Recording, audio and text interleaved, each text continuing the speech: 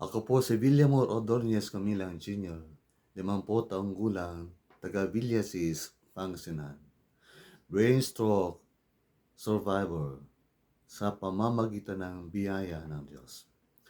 Ako ay hindi kailanman pinabayaan ng Panginoon Diyos. Mula noong 2018 hanggang ngayon, ako ay nabuhay.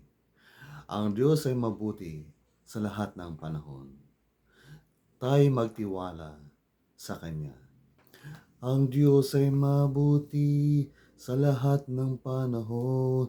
Ang Diyos ay mabuti sa lahat ng panahon.